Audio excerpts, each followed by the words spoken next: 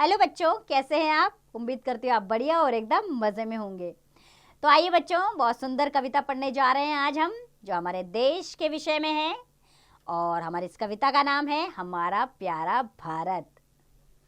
तो बच्चों, हमारा भारत तो प्यारा है ही, है ना? क्योंकि एकता में एकता की मिसाल है। यहाँ बहुत सारे धर्म, त्योहार, भाषाएं, वेशभूषाएं अलग अलग हैं, लेकिन फिर भी सब एकता के साथ यहाँ रहते हैं और सब मिलजुल कर सबके त्योहार मनाते हैं। सबसे पहले कविता में आए कठिन शब्दों को जान लेते हैं। वे शब्द हैं सुंदर, हिमगिरी, ऋतुओं, प्राण और जंगल। अब इनका उच्चारण भली प्रकार कीजिए और लेखन का अभ्यास कार्य कीजिए। हम अपनी कविता को आरंभ करते हैं।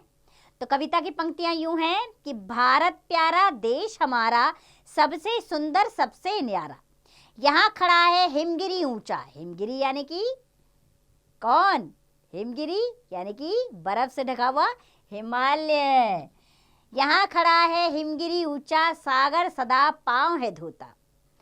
तो क्या बोला गया इन पंक्तियों के कि हमारा देश भारत सबसे सुंदर है, सबसे न्यारा है, क्योंकि यहाँ पर हिमालय पर्वत बर्फ से ढका हुआ इतना ऊंचा खड़ा है और नीचे पांव धोता सागर है। गंगा की बहती है धारा, भारत प्यारा देश हमारा। यहाँ गंगा की निर्मल धारा बहती है, इसीलिए तो हमारा देश भारत सबसे प्यारा है। हरे भरे हैं खेत हमारे, फल फूल लगते प्यारे प्यारे, सब ऋतुओं का यही दुलारा, भारत प्यारा देश हमारा। यहाँ क्या होता है?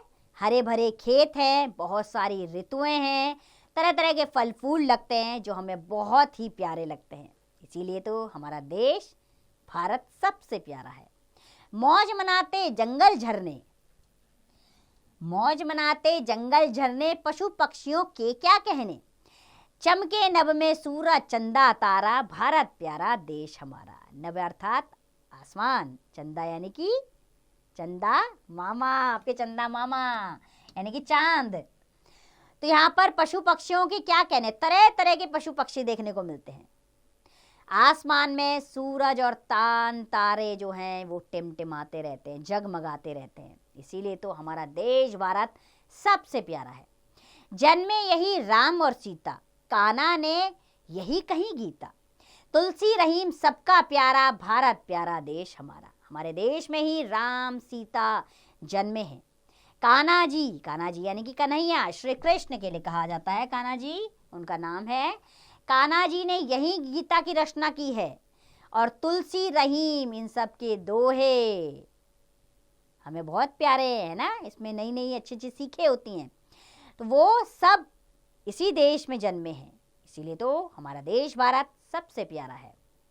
तन मन धन प्राण लुटाएंगे, तन मन धन प्राण लुटाएंगे, हम इनकी शान बढ़ाएंगे, लोहा मानेगा जग सारा, भारत प्यारा देश हमारा, सबसे सुंदर सबसे न्यारा।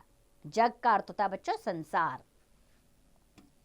अर्थात हम अपने देश भारत पर अपना तन मन और धन सब कुछ लुटा देंगे। इसकी शान में कोई कमी आने ना पाए ऐसे कार्य करेंगे।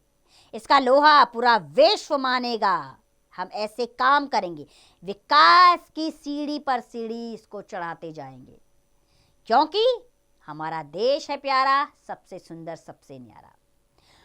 तो बच्चों, अपने देश अथवा मातृभूमि पर सब कुछ न्यौछावर करने की प्रेरणा इस कविता में दी गई है और समझाया गया है कि हमारा देश तभी उन्नति के पथ पर आगे बढ़ेगा जब हम सभी अपने कार्यों के प्रति ईमानदार तथा कर्मनिष्ठ होंगे।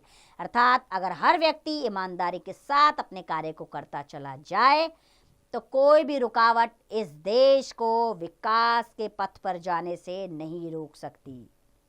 ये प्रण ले लीजिए आप, क्योंकि आप इस देश के भविष्य हैं। अब आप पर ही ये देश टिका है, आप आगे इस देश को चलाने वाले हैं।